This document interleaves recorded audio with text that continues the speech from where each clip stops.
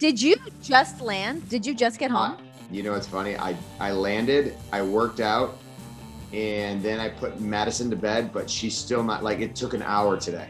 Like, you don't understand where you're getting into. I don't have a clue. I don't have any clue. And here's like, the other thing that is like crazy is like, and I always appreciated this, and I'm going to have a whole new appreciation for it, but the guys that are on the road hustling and then you come home and right away it's into dad mode. Like, that's tough. Yeah, we don't sleep. Like, so last night, I got home. I think I was in the main event. So we were done at 11, right? And, you know, to get, you know, shower, get all your stuff together. You're not at the hotel till 12:30. You know, you get a meal. You're not in bed wound down. You can't wind down because you just got off, you know, doing all these things that you were working towards for the show, and you're on a high, you know, and so I don't really sleep until I get on the plane. And a lot of people have a hard time sleeping on planes. I don't have a hard time sleeping on planes. Are you like a mouth sleeper on planes? Like, no, I don't do the whole, honestly, I don't know. Like, I have a mask on. So luckily, well, like, even if I was doing the mouth thing, nobody would know. But you know what my mask is right now? And it's a really weird mask. And people always tell me about it all the time. I have like the Kelly Clarkson show. I did the Kelly Clarkson show, name drop, right? Like probably like a couple months ago. And they gave me a mouth mask. And it is the most comfortable mask that I have. So I use it all the time. And everyone always like, why are you promoting the Kelly Clarkson show? One, I think she's hella talented and I love the show. And two, it's the most comfortable mask that I have. Kelly Clarkson basically can do no wrong. Like, not only is she one of the most incredible singers of our generation, she crushes her show. Like, she's so good at it. So when I went to the show, you never know like how the hosts are going to be. And honestly, I've never had a bad experience with a host where they were rude or anything like that. Everyone's been above and beyond nice. The one thing I got from Kelly Clarkson is she's real. It's what you get. Like, she's a person that I feel like she can't help being herself, and it's just who she is. And what you see on TV is what you get backstage. Like, even when, like, you know, when pressure situations are happening, she has a live show. She has a lot of things that she has to memorize and get done and make sure that the show flows in a certain way. And it was seamless. And not only that, in between takes, she would sit there and just talk with us about like, honestly, about kids. Yeah. She has kids, and it's amazing when you have kids, how much you can relate to other parents. And I never realized this when I was not having kids and had zero. My friends would always be like, dude, you have no idea what it's like to have kids. Like, I'd be like, why aren't you going out? Come out with us. Come have dinner. Come hang out. Let's go do something. Let's go have a drink. Dude, I got kids. You don't understand. And I never did. And I'd be like, yes, I do. I have dogs. I have cats. And I never understood it until I had Monroe. Right. And then everything changes. You find a whole new love that you never even knew you had inside your heart. You realize that you have no free time. All your free time is spent caring for your child and being with them. And being on the road, you miss them so much. Like, I couldn't wait to get home. Like, everyone's like, oh my God, you won the WWE Championship. This is incredible. What are you going to do? You know, and everyone's usually like, I'm going to go party or I'm going to go celebrate. All I wanted to do was take it home to show my girls and just be with them. That's all I wanted. Like, I just wanted them to play with the title and be around the title, because to be honest, I did not think I would ever have the title again. Yeah. I'm not one of those superstars that are always in the mix. Like, I'm in the mix, but you don't believe I'm ever going to win the WWE. Well, that's why it rocked everyone's world, that Elimination Chamber. Like, John and I were watching and we're like, oh my God, like, we like legit popped for it. We're like, holy shit. It was like rocked your world. Imagine me going into I had no idea. I walk in there and nobody was talking to me. Like, all the creative, I'm like, are you guys is anyone gonna tell me what the hell's going on? It's like in the morning or like during the show? Afternoon. And so I'm like, oh my God, like, is anyone gonna talk to me? And then I went in and figured out what was going on, and I was like, okay, this is it. And honestly, you never believe it's going to happen. You don't until it happens. until you hear 1, 2, 3, you don't believe it's going to happen. And when the 1, 2, 3 happened, and by the way, this is against Drew McIntyre. And if you've been watching WWE at all, like Drew and Roman are on fire. They are incredibly hard to beat.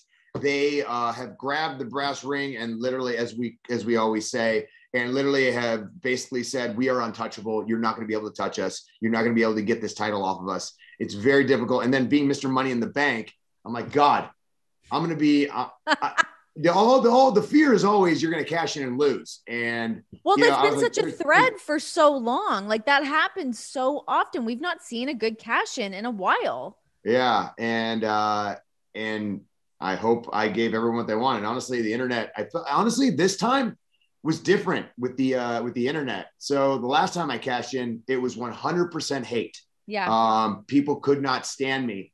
And this time it was even. Like there was 50% that said, you know, we can't stand him. He hasn't won a match. He's won 3 matches in a year. He doesn't deserve it. This is the weakest champion ever, blah, blah, blah.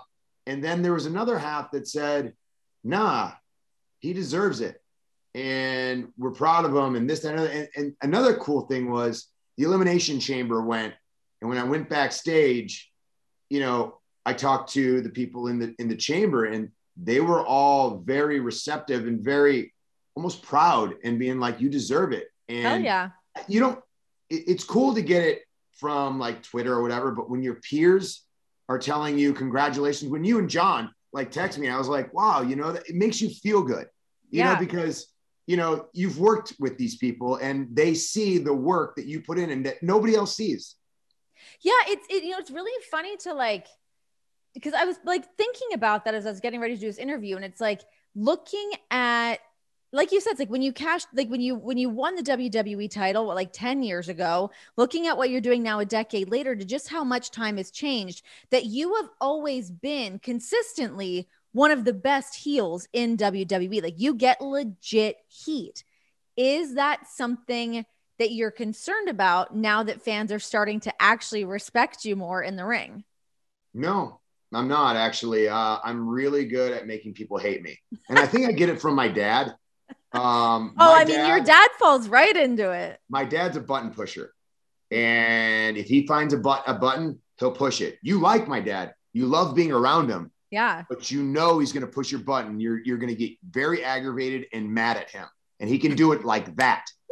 And I never realized I had that, like he did that until I think it was at WrestleMania in like San Francisco. We were out eating afterwards. And my dad was just kind of doing this, you know, picking at me, like saying, oh yeah. He was like, you know, I think, you know, I need to have a conversation with Vince. And I go, Dad, you're not going to talk to Vince. You're my dad. Like, no, if I ever see him, I'm going to make sure that he knows exactly who I am. And I just want to have a conversation. And you don't want your parents ever to have a conversation with your boss, ever. So ever. Wait, has your dad had a conversation with Vince? But no. So we're just sitting eating. And he's like, and you never know when your parents, my dad was actually in an elevator once with Vince. I'm sweating thinking about this. My mom did the same thing to me. And he goes, you know who I am? And I was like, oh, Dad, please tell me you didn't do that. And he goes, I'm the Mrs. Dad. And the Vince was like, nice to meet you, sir. Pleasure, you know, and walked out. And I was like, man, my dad could have really made this really bad for me. And so he was doing, the next time I see him, I'm going to have a conversation about what I think WWE need. Now, mind you, my dad tells me this every Monday, what I need to do. And he's stepped foot in the ring once in his life. And that might have been the worst thing that's ever happened to me, because at WrestleMania, I was facing Shane McMahon in a no disqualification, anything goes. And my dad got in the ring and I said, Dad, if you get in the ring, just put up your hands and fight him. And the way he put up his hands, it became a meme, because it was like a 1940s like boxer, the Irish dude. Put him up. And so it became a meme, and it like broke the internet. It was the #1 talked about thing at that WrestleMania. And so my dad's like, I was in the ring for what, a minute, and I created such an impact. So I know what I'm talking about. I know what I'm doing. I'm like, no, you don't. No, you don't. You don't get it. And so this is the type of things that he does to me. And I remember sitting in San Francisco with him at dinner, And I saw it. I went, and I saw the gleam in his eyes, like the pleasure that he was getting out of it, of getting a rise out of me. And I was like, oh my God. And a realization happened. And I went, I do this. How did it take you that long to figure that out? I don't know. I had no idea I had this gene or this talent to basically find a button and keep pressing it. And so now that you look, and I have Ms. and Mrs. new episodes coming up the day after WrestleMania on the USA Network, right after Raw. So you're definitely not going to miss that. But with Ms. and Mrs., I think people see me and who I am with my family, with my daughters. And in WWE, I think they get it. They understand what I'm doing and who I am. And they don't like it. They respect it. Now they respect it. Like before in 2010, they didn't respect me. They did not have any respect for me. They didn't want me there. They didn't believe I should have the WWE Championship. Hell, most people didn't think I should have been in the main event of WrestleMania. They didn't think I was ready. Do you think that, like, was that just from like fans, peers? But like, obviously the company has believed in you the entire time you've been there.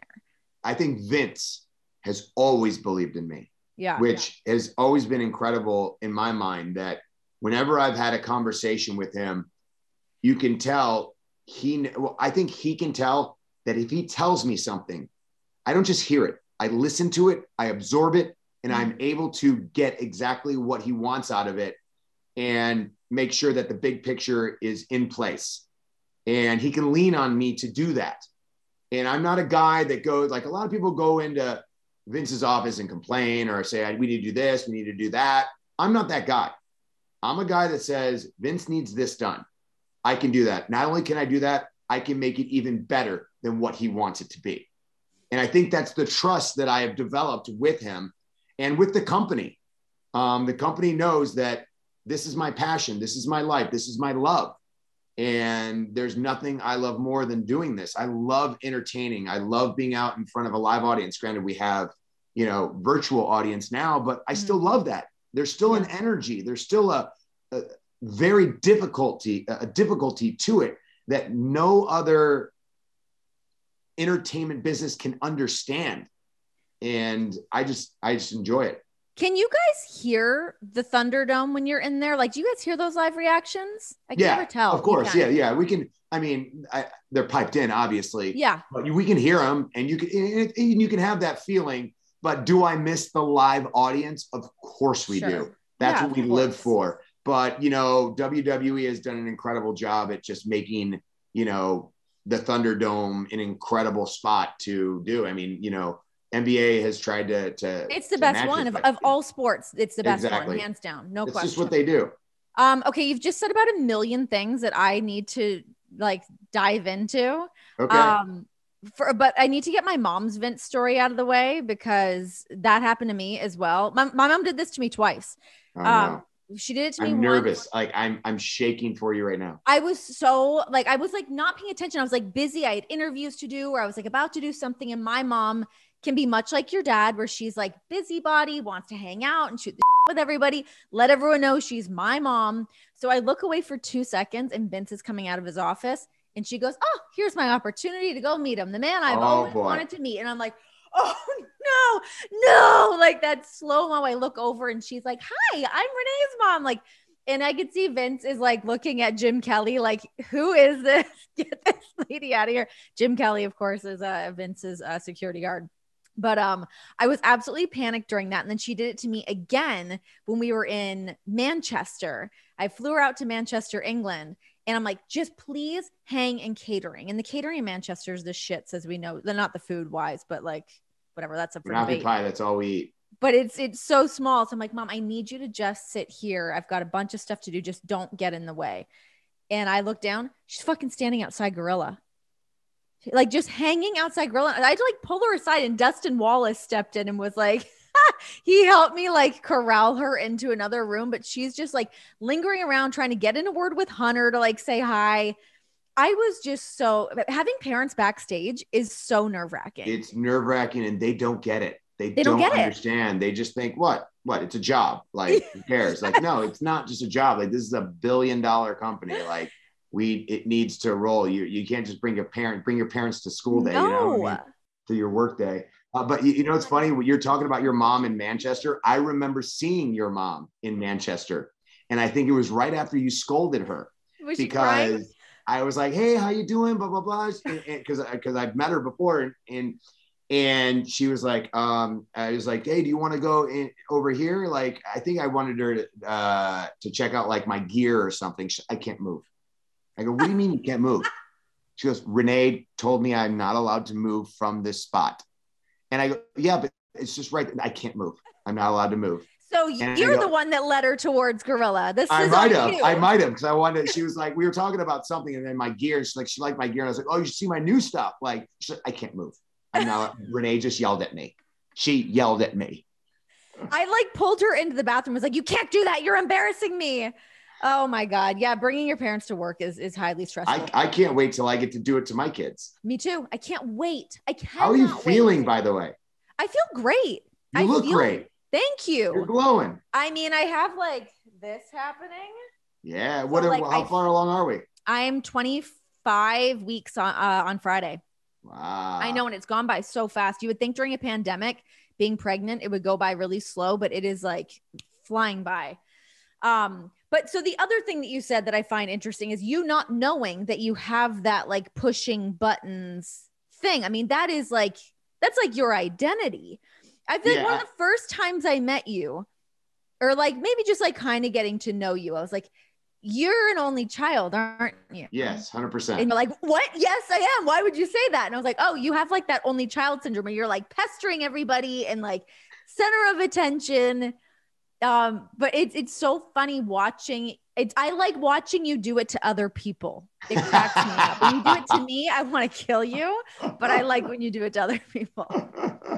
Back in our days of doing Tough Enough, the good old days. Oh man, Tough Enough was fun, wasn't it? Like, I mean, we literally got to go and fly on a plane, like a private jet. Like, I don't know how many times people have ever in their wildest dreams got to fly on a private jet, eat sushi. Stiff drinks too. Literally fly in, sleep for maybe 3 hours, go to a production meeting, get the stuff going, and literally create a show.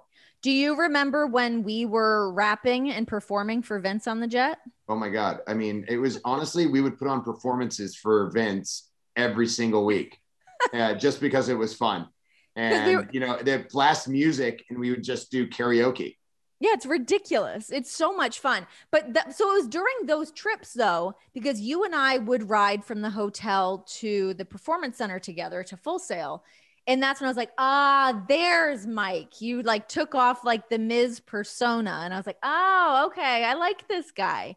But yeah, a lot of people don't get Mike right away. They usually get the Miz because I don't know what happened. So on The Real World, I was the outcast, and I've told this story a million times. I was the outcast on The Real World. Nobody liked me, and I created the character called The Miz that basically told everyone exactly what I was feeling at the time. And the crew, the cast, everyone, even the world, like who were watching, gravitated towards The Miz and loved The Miz. So I kind of started just doing that, and it was a part of me. And it's obviously we always tell WWE, people that, The Miz is just Mike turned up to 100, but I just have been doing it for so long that's how I meet people. And a lot of times it rubs people the wrong way because it's a lot.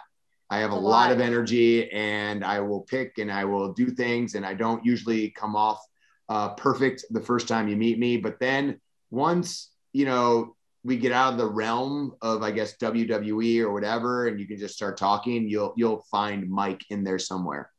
Got to dig for him, but he's in there. How was it for you? I mean, when you look back at your days doing The Real World, that was like you really testing out the Miz character versus what you were able to bring over to WWE. And now, I mean, just the reality world of you doing Real World into now Miz and Mrs. Would you have ever thought that you'd still be doing reality television? No, to be honest, I didn't want to do reality television. Once I left the challenge, and I think it was like 2005, I got signed to WWE. I said, I'm never doing reality again. And it wasn't because I didn't love reality. And it wasn't because, Buena Murray was mean to me. Buena Murray was incredible to me. And that's the production company that does Real World. MTV was amazing to me. Oh, it was still Buena Murray. Yeah. Wow. Yeah. Okay. I know. And so I loved like what MTV did for me. I loved what Buena Murray did to me. But there was a stigma. Back then, there was a huge stigma on reality stars. Reality stars were no good, no talent hacks that were just on a camera and can live their life. They couldn't act, they couldn't entertain, they couldn't do anything besides live their life on TV. That was your only talent. That's all you get. That was the mentality. And by the way, when I moved to Hollywood, like I would go, like I was training to become a WWE superstar, but I was also doing improv classes, acting classes. I wanted to try to be in the entertainment world. I wanted to make sure that I made so much noise in everything in entertainment that WWE would see it and sign me. Mm-hmm. And so I was trying to get acting jobs because maybe if I got on a big show, WWE would see that and be like, oh, he's on another big show. This guy must have something. Because WWE wasn't knocking on my door right away when I was on the Real World. I had to do about 4 years of independent wrestling at Ultimate Pro Wrestling just to try to like learn the art of professional wrestling. And so finally, Tough Enough happened. And I got a call that said, hey, you could try out for Tough Enough if you wanted, because they wouldn't let me try out for Tough Enough, by the way, when I was on MTV. Yeah, they wouldn't let you? No. Well, yeah, I don't know who it was, but I was told I couldn't try out for Tough Enough because I was already on the Real World. And back then you couldn't be on multiple shows that weren't like the sister shows of the Real World. Yeah. And the Real World no cross-pollinating. Pal. Exactly. But the Tough Enough that I was going to be on was going to be on the CW. And that was going to be on SmackDown. So they said, you could try out for this one. So I went and I tried out, and there I was. I couldn't believe it. Like, and back to the stigma of being a reality star, when I would go to clubs or when I would go out in LA and people would see me, they would kind of like, I don't know, turn their nose, I guess you could say, like, you're a reality star. You're not going to get into this club. You're nothing. You're nobody. But by the way, everyone knew exactly who I was. Yeah. Like, I was famous, but I wasn't rich at all. I was literally broke. I had no money. Isn't that like worst case scenario to be famous and poor? Like that's a tough, I remember I listened to somebody else do an interview about that. I think it was, the girl from Grey's Anatomy, Ellen Pompeo. Ellen Pompeo, and she was saying that because she was talking about. By the way, how cool is it that I knew you're on it? Anatomy, you know everything. Watch it all the time. I'm watching all of it now during the pandemic. That's all I've been watching. But she did an interview where she was talking about like sort of reasons why she stayed on Grey's Anatomy for so long. She's like, well, it's a good paycheck and I get to go home to my kids every night. It's steady. She's like, because the worst case is being really famous and you are poor. You don't have any money. Like, I know like that seems very like whatever, but that would be really a tough spot to have people constantly recognizing you and then not having the means to kind of protect yourself. You know what I was doing for money? I was doing club appearances. Back then, like clubs would pay you to just host clubs. I feel like you were probably thriving in that. By the way, it was my promo class. Like that was where I could literally hone my craft into promos. Like everything I did was goal oriented to be WWE. So I found every tool I possibly could that I felt WWE has as a superstar, and I was just utilizing it. Like when I came to LA, I had a nutritionist. I had that by the way, I paid $100 a month to give me what I knew. And then I had a trainer that would be like, just help me out for free. Yeah. So I had a trainer, I had a nutritionist, I had improv classes that I made sure that I was able to pay. I was barely scraping by. I had acting classes. And then the way I make money is I would go do these club appearances where I could cut promos. Then also colleges would hire me. I never graduated college, and they would hire me to come to their schools to talk about my experience on the Real World because it's so much like the college experience. So literally I was performing in front of thousands of people, motivational speeches that I would write. And I was like a 20-something-year-old doing that. So that's how I was making my money while doing these challenges, while basically making t-shirts, because I saw that WWE was like, they're big into merchandise. So I made these B-Miz t-shirts and created a brand and had everyone on the show wear the t-shirts, wear the hats, and they were so supportive. Every cast member was so supportive of me being a WWE superstar, but still WWE never came calling. What the hell? That's rude as all hell. I was selling. I mean, I think I sold like my first year $100,000 worth of t-shirts. And by the way, anyone that ever bought a t-shirt from me, I did it. Like I put it in, I got the envelope. Wow. I would go to the post office every day, and just throw stuff at them. That's amazing. So, yeah, like these were all the things that I would do just to get noticed by WWE, but I couldn't get an audition. Nobody would audition me because they were like, we know who you are. You're the Miz from the real world. You're Mike from the real world. You're just a reality star. But now, and this gets you all the way back to Miz and Mrs. because, well, let's even go into, so when I got to WWE, nobody wanted me there because I was a reality star. Nobody wanted to learn that I was doing independent wrestling, that I was trying to learn the craft. Nobody cared back then. It was way different than it is now. Right. And so then cut to, years later, I'm told, hey, we would love to do a reality show with you. And I said, no, absolutely not. Oh, you said like, no why? Off the bat.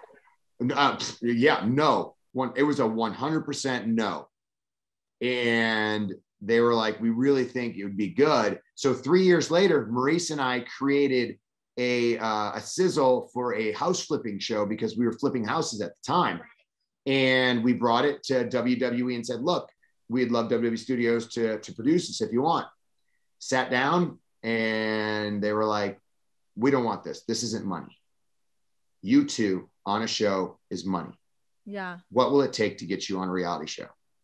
And this is at a moment where I was doing bits and pieces for Maurice to do Total Divas. When Maurice was doing Total Divas, I would do bits and pieces because I was like, you know what? I'm not on the billboard. Like, it'll be fine. Like, and then like I sat down with Maurice.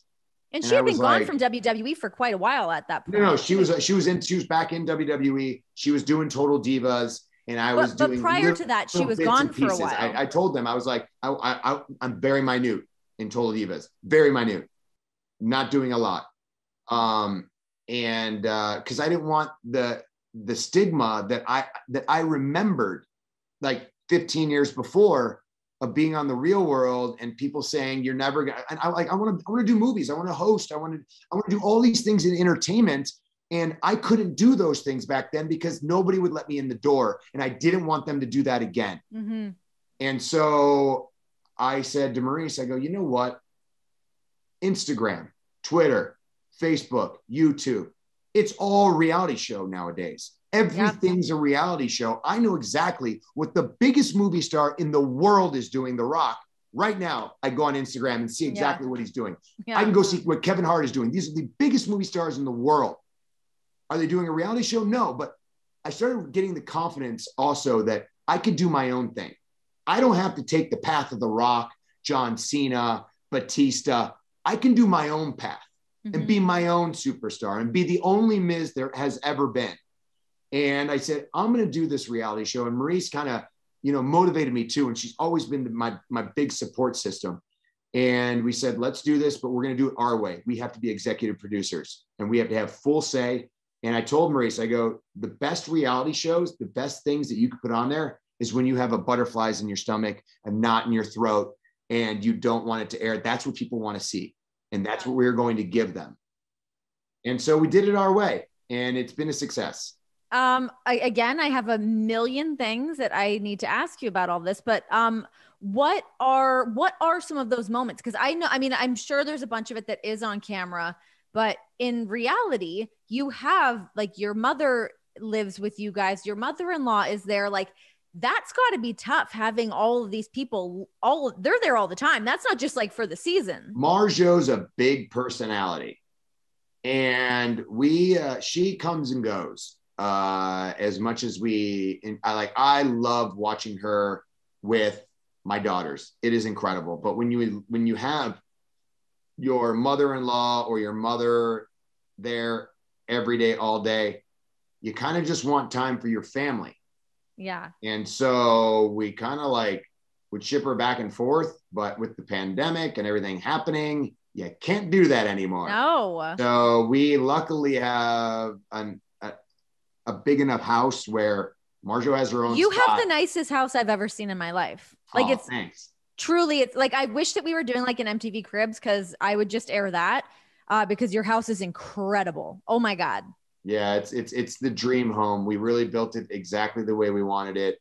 When we bought it, we basically tore a bunch of stuff out of it and recreated it the way we wanted it. Our kids love it. I live on a golf course. I took Monroe golfing yesterday. Oh, I saw not yesterday, that. but I'm sorry, about like last week for the first time. And it just warmed my heart. Like, she doesn't understand what's going on. I have her put her ball on the tee and she tries to hit it. And by the way, she used it like a hockey stick. Yes. I was like, oh my God, she's so Canadian. It's in the blood. But it's just interesting hearing you like talk about your whole story from like the real world and still trying to break into WWE and then still trying to break down the doors in entertainment and like, through acting, through hosting and all that. But like, you are so relentless in your pursuit of success that it's I feel like for everything for you, it's always just a matter of time, because it seems like anyone that ever takes a shot on you, you're always good for the job, whatever it is, whatever somebody's preconceived notion of you may be. Once you step in there and that red light's on, you're good to go. Yeah, well, I pride myself on making sure that I'm prepared. I have prepared. Like, it's not like it just happens. Like the red light comes on and it was that I've prepared for this. Like, I have worked really hard. When I wasn't good, like I wasn't always good at promos, but like I said, I would do club appearances. I would do speeches. I was sucked at those things, but it got me confidence with the microphone. Then, cut to years later, I sucked, I thought, on the mic when I first came to WWE. I had personality, but I wasn't really good. I messed up the Diva search when I was hosting that. And once all my failures have led to my successes, because all my failures have taught me more than anything I've ever learned from being a success. So I've always been a person that I've prepared more and more and more. And I still prepare to this day. Like, I'm not exactly where I want to be. People are like, oh, wow, you have a reality show. You're WWE champion. You must be exactly where you want to be. No, I'm not. You never take your foot off the gas pedal. I think this is a WWE or maybe just a professional wrestler type of mentality that we're always pushing. We're always doing so much more. I mean, even you, right now you're pregnant and you're still working. You have a cookbook. I didn't even know you cooked. And all of a sudden you're like, you have a cookbook, like you're doing. We all do it all because you just want to do what makes you happy. Yeah. And I think some of it does come down to like measure. I think we in our own heads have an idea of kind of what that measure of success is like. And maybe it's just feeling like nothing's ever quite enough. So it is what's next. What's since next? You've been pregnant? Because I remember conversations with you on the plane asking, like, what do you want to do? What is your main goal? Yeah. And, you've not only, I feel like, did your goal, because the goal was to get your own talk show, and you did. Yeah. It was a WWE related talk show, and you still do it to this day on FS1. That's a huge, huge goal that you were able to accomplish. But were you able, when you hit that one, to make a new goal? Yeah. And has that goal changed since you've been pregnant? I think that's when the new goal came for me, that I was like, well, now I have to leave WWE because I need to go explore what those new goals are, because I felt like the goals that I wanted to achieve were no longer within the parameters that I was working within. I still don't think you understand how big it was that you were a commentator, like a legit commentator on WWE, a female voice. Like, I thought that was so incredible, and you were the perfect person for it. I think you have an immense amount of talent and ability, and you don't get drowned out by big guys talking. Like, you are able to be smart, witty, and able to, it's an incredible talent that you have. Thank you. It was definitely, like, to me, that was a tall task. That whole year of me doing it, I honestly, like, I've said it publicly before, but it's not fun. It's not fun. You did it for a while as well. It's not as fun as you think it is. Your mind is going nonstop the entire time for 3 hours. And you're like, and by the end of it, you are drained. Well, it's such a different thing too. It's not like going out and doing a promo. And for me, it was not like going out and hosting one of the kickoff shows or talking smack or whatever, because you have to get into the speech patterns of the rhythm of the matches and when you're supposed to talk and just finding those different moments to like, when you tell stories, what's my role in this 3-man booth, trying to figure that out. And that was really tough for me. But then on the other side of everything, I mean, once the show with FS1, I mean, we still pop in and do shows every now and then, but yeah, I was like, I need to go do something else. I need to get out of here. What's the new goal? It still is like, I still want to get that Kelly Ripa gig, man. Like that's always been sort of that quintessential, like staying in that hosting world. I want that either daytime or nighttime gig. I feel like, especially like you said, you come from WWE, we all have so many different things that we're good at. I feel like me in that like variety show space is what I want to do. But even just starting doing this podcast, and like this podcast is still new, but to be able to partner up with Colin Cowherd as he's getting things going with the Volume Network, and he's got faith in me with this. So like, that's really cool. But yeah, and then creating a baby, like having a human, and then taking a second to be like, okay, this is the universe also checking me. Cause I literally got pregnant weeks after I left WWE, like right after. And it wasn't planned? Yes and no, but we were told that it wasn't going to happen. Like I thought I had to go do IVF. Oh, so I was boy. like, okay, fine. Was totally prepared to do that. And then literally I leave after SummerSlam and there's like, no, bitch, you're pregnant. That's awesome. Yeah, it's funny though, like your goals do change when you have kids. Yeah. Because like I've always lights loved my fire. working, and I enjoy working. I still do enjoy working, but my work is like different now. Like, I don't know. I want to like, my favorite thing is coming home and my girls running to me and hugging me. Yeah. I love putting my kids to bed. Like I enjoy like just doing this with Madison, even if it's for a freaking hour. I'm like, come on, please just go to bed. Please go to bed. Like before this interview, that's what I was doing. And she didn't want to go to bed. And I'm like, oh my God, I got to do an interview. Please just go to bed. Please go to sleep. But there's nothing better than it. It's a lot of work though. And it's tiring.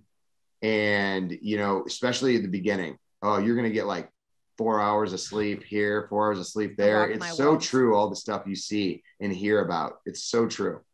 It's crazy because I feel like even now, like being pregnant and finding out that I was pregnant after I quit my job, that I'm like, oh shit, I better figure something out quick because I don't want to have to like reset, like have a kid, then reset. And it's very important for me to be working a lot as a mom. Like I want to be a busy working mom. I want to be that figure for my daughter to be able to see. So I'm like, that's exactly what Maurice says. Yes. Oh my God. That sounded exactly like Maurice. Like Maurice wants to work because she wants her kids to see her as a working mom. Like I work, this is like, I don't just sit back and do anything. I'm doing more. Yeah. Yeah. It's impressive. Model.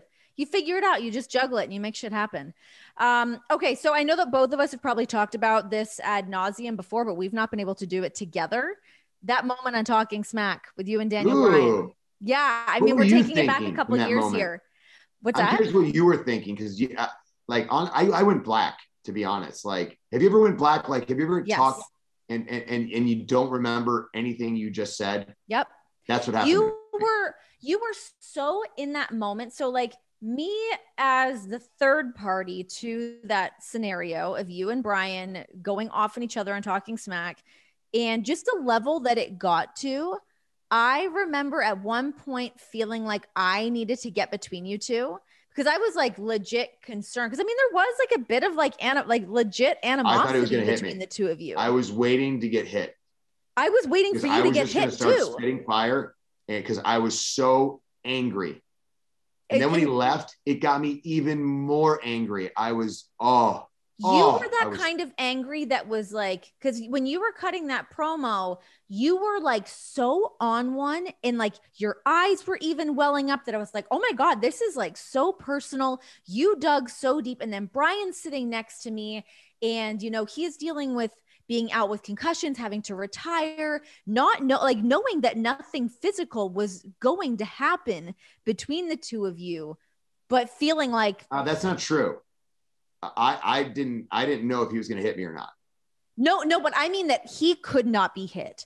Oh yeah. Like in that it wasn't going to lead to like a match at that point because he wasn't. If he would have hit me, I would have hit him back. You'd have to. Yeah. Right? Yeah, of course. That was just such a wild moment, but it's cool now to see what Talking Smack has evolved into, because you were the first person to really use that platform to that was a bad day for me. Why was it a bad day for you? Really bad day. Yeah, well, in the grand scheme of things. So I had the Intercontinental title. I just got drafted to SmackDown, and that night I wasn't on the show. And I was like, I really wanted to make the Intercontinental Championship. Like I said, I want to make it relevant again. Like I want to make it as big as it was when I saw it in the 80s, like with the Ultimate Warrior having it, Shawn Michaels having it. It was literally like the workhorse title. And I wanted it to get back to that. And then you walk into TV and they said, oh yeah, you're not needed. You're going to be on the dark match tonight, which dark match means you're in the first match. And I go, you're kidding, right? I hold this title. This title has been held by all my heroes, and I'm trying to do something here, and you're not allowing me to do it. And they're like, well, we have, we're introducing 2 new titles tonight on SmackDown. So, we have too much going on. I was so angry. I went up to Road Dogg, and I said, put me on Talking Smack. He goes, why? He goes, Daniel Bryan's general manager. I'm going to unleash it all on him. And so they're like, all right, cool. So we go into the Talking Smack, and he like called me like a coward. And in my head, I'm going, this guy's calling me like a coward. And everyone gets called a coward. Sure. But when Daniel Bryan called me it was different. Mm-hmm. It's different than when someone and on a promo, you're a coward. There was something underneath it. Mm-hmm. And I knew what it was. I knew where he was going with that. And it infuriated me because I was still able to do what I do. And he wasn't. He wasn't there. He's not there anymore. The way you wrestle, and you can sit there and hate it the way I'm in the ring, but I guarantee I can entertain an audience. I don't have to do all the flippy stuff, all the stupid stuff that gets you injured, because I'm going to be there day in and day out, each and every week. You're not. And when he said that, it was like, I know where you're going. And I feel it right now. I feel it right now. Like talking to you. I can see you getting fired up about it. Yeah, because it made me think of like everyone that just doesn't understand me. Mm-hmm. And I was trying to make people understand what I go through and what I do and why I do the things I do. And then when he walked off, it was almost like that was even more disrespectful. Like if you would have punched me, it would have been better than him just walking off. Yeah. Because I literally was like, and this is the guy that was beloved by everyone. Like, I was like, why don't they love me? Love me. Like me. Because Bryan can be mean when he wants to. He can he cuts deep sometimes. You're like, I don't even think he was unexpected. Trying to be mean. I think he was just trying to get under my skin. And he Rightfully did. So he did. Very successful at it. And then it created a whole thing where I was actually successful in making the Intercontinental title relevant again, which was great. And that so led sometimes you just need like, those moments and those opportunities. And when things aren't going your way, find avenues that, like, Talking Smack wasn't anything. No. Before I went on it. And even Road Dogg was like, why do you want to be on Talking Smack? And I was like, if you're not going to give me the opportunity, I'm going to make an opportunity for myself. And that's just like the lessons that I feel like a lot of up and coming superstars need to understand to do. If you're not on television, WWE has many different avenues where you can showcase your talents. I remember you saying that before, When John Morrison and myself were back in 2007, we were having great matches, but nobody knew who the hell we were as a tag team. So I went up to Stephanie McMahon and cut a promo on her and said, look, she was the head of talent or head of creative that time. I said, John and I want to do the dirt sheet. She goes, what's the dirt sheet? And I go, it's going to be a show that's a cross between like the Soup, SNL. So a lot of skits, a lot of variety. We're going to pick on everybody. And then I got really heated and gave her a promo. I was like, because we're the greatest tag team of the 21st century. Be jealous. She goes, be jealous. I like that. And the next day I got a call from creative going, hey, what is this thing you guys want to do? Stephanie wants you to do it. And so then we started writing, editing every single week, the dirt sheet. This was before YouTube was even a thing. Mm-hmm. Before it was even a thing. Yeah. And we created this, and it allowed us to showcase exactly who we are. So when opportunities don't present themselves, make opportunities for yourself. Well, it's crazy to think too, looking back at like you creating that moment on Talking Smack, and you can see that Talking Smack still is that platform today for guys like Cesaro. He just went on there and cut this great promo that the internet was, you know, kind of clamoring over. And like Big E has used it to his advantage as well. Did you see recently. Big E and myself on there when it first came back? Yeah. Fantastic. It was the so Big E. It was the biggie that I wanted. Like it was almost like I was. And you were the perfect foil for it too, because you let him say the things he needed to say, but you put yourself in a position to let him go off on you. Heyman does that too. Yeah, he does. Heyman allows you to succeed. Heyman's very good at highlighting like strengths and low-lighting weaknesses. He's fantastic at it.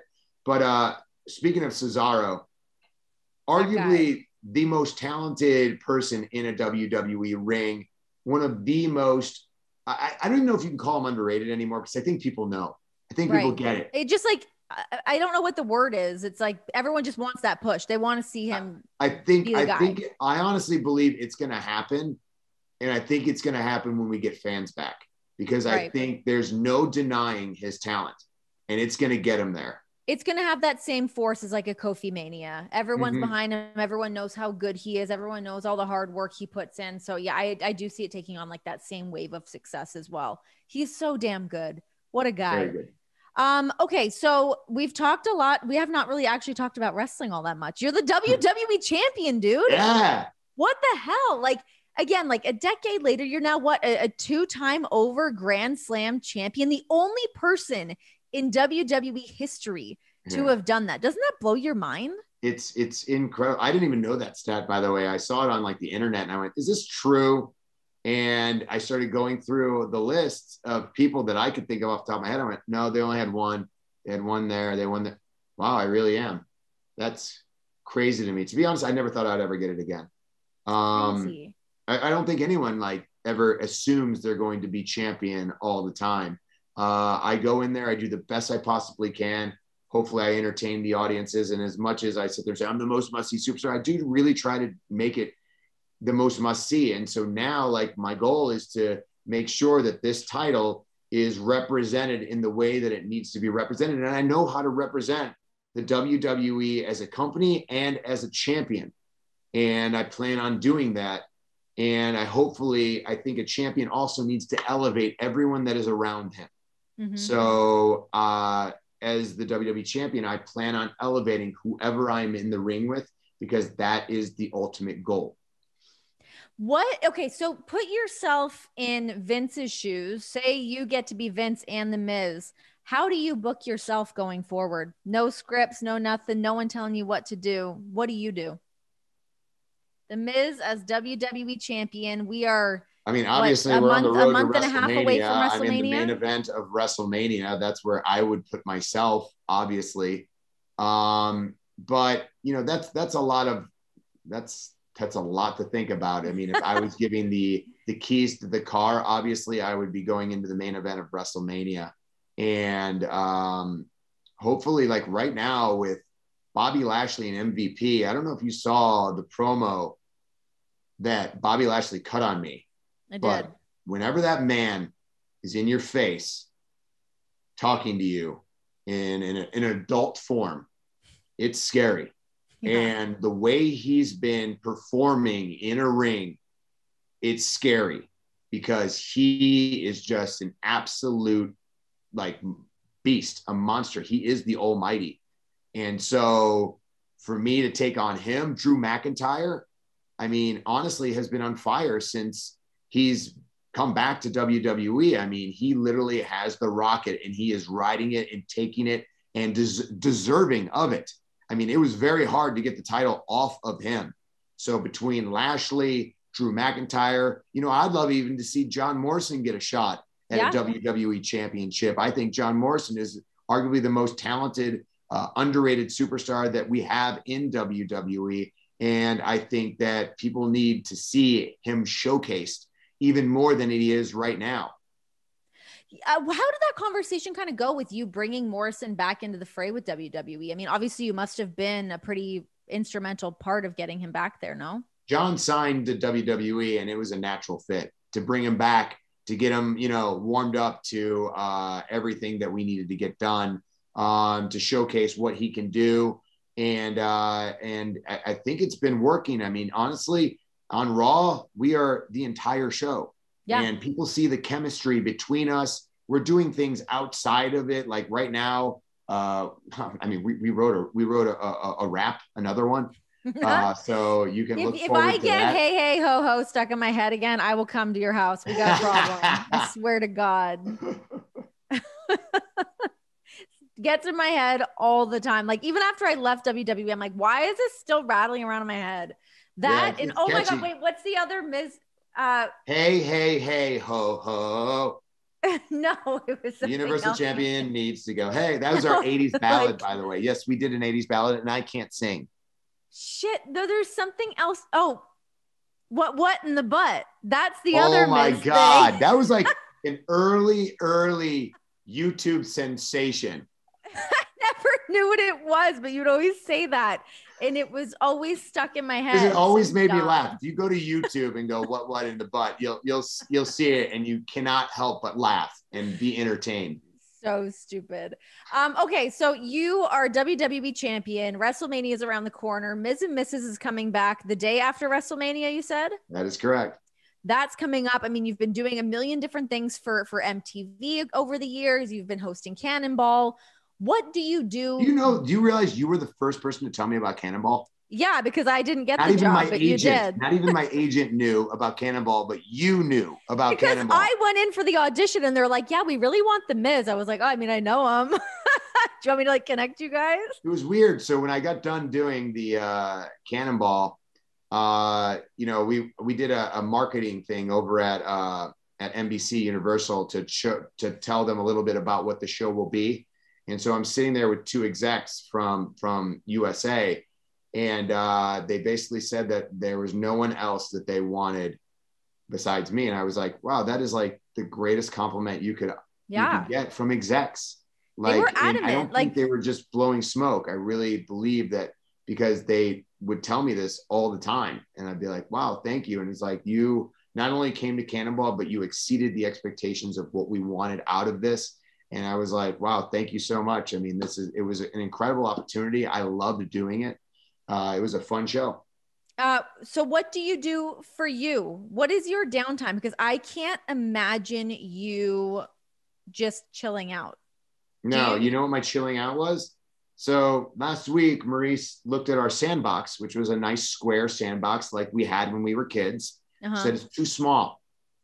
This whole area, and I'm talking, think of like a half court basketball, right? Yeah. That's how big the area is. She goes, this all needs to be a sandbox. And I go, excuse me? She goes, I don't even know where to get all that sand. And so I had to figure out where that sand was, have it delivered to my house.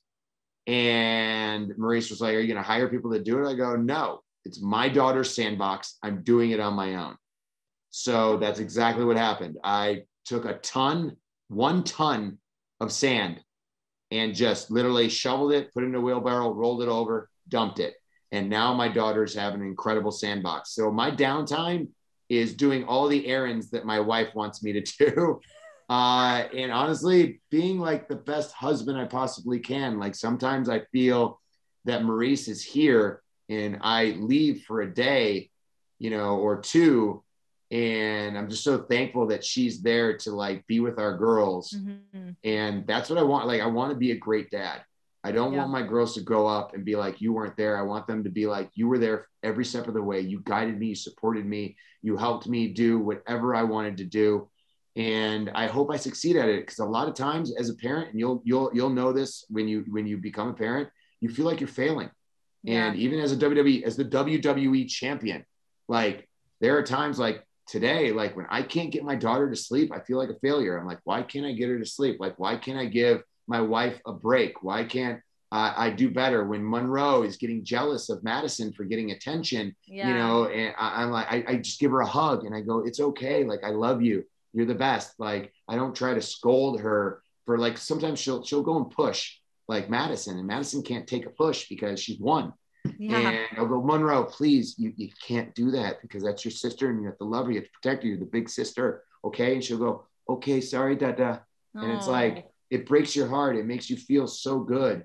And you'll feel that love. You really will. And there will be moments where you're like, oh, you're tired, you're exhausted, you just want to sleep, and you can't because they're crying or they're hungry or they need changed or you need to do something for them. And it is a lot of work. There is no harder job than being a parent. I will certainly be hitting you both up once this baby's. I was talking to Maurice the other day because I was like, oh, what's like a good diaper bag? She's like, well, mine's Gucci, but I guess you could try this one. Oh, yeah. But then she was like, I found the perfect gift for Renee for pregnancy. She just asked me what the thing is. And then you were like, you felt bad because you're like, I wasn't asking you to get me. Yeah, I was like, no, I wasn't. I felt weird about it. I was like, no, I was legit just asking you like where to look. Please let us get it for you because no, you have to now because this is what my wife does to me, by the way. And I get so upset with it. So she always be like, and I listen, I listen for things, for gifts, because December's Christmas, January is her birthday, February is Valentine's Day and our anniversary. Ooh. So I have to think of all these gifts in Married this time. 7 years, by the way. Congratulations. Thank you. Yeah, we just celebrated our 7-year anniversary. Hell yeah. And I'm still in love with her. How could you not be? Honestly, I don't think she's ever been more beautiful in my entire life, than seeing her as a mom with her kids. And she's been working out and her body's incredible. She's the most beautiful woman I've ever seen in my life. She's an unreal specimen. She is. Truly a specimen.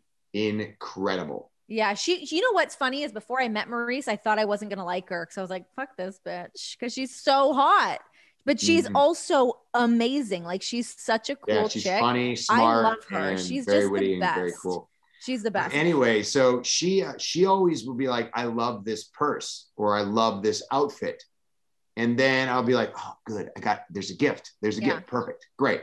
And then 2 days later, it'll be in her closet. And I'll go, she goes and buys it herself. And I'm like, what am I can't buy you anything. I can't, because anything you say you like, you just buy it for yourself. And she goes, yeah, because I want to buy it for myself because I can buy it for myself because I've earned the right to do that. You know, I've earned the money to do that. Yeah. So I'm going to do that. And I'm like, yeah, but I need gifts for you. Can you just give me something? And so you have to let us get you that gift or else we'll get you something that you don't really want. Well, I feel very weird about, I just feel weird having people buy me stuff. I feel weird about it. Don't. But then she was showing me like the little toilets that you guys have around the house, like those little pink baby. We have one in our car in case like Monroe has to go to the bathroom. We'll run to the car and she'll sit on her little pink throne. So John and I had a conversation about that because Nicole Bella also had one on Total Bellas. And John was under the like misconception that he was like, oh, we should just have one of those in case you had to like pee on the side of the road. And I was like, you have to like clean it. It's not an actual it's not for an adult, toilet. but you do have to clean it. But I mean, if Monroe has to go to the bathroom, we have a potty right there. You just empty it. And usually you can find a faucet somewhere. Yeah. Or water somewhere. Clean it. Honestly, you get your hands dirty when you're a dad and mom. I know my days of long nails are in the world. Doesn't matter if you're a WWE champion. The kids don't care. They don't care. They don't.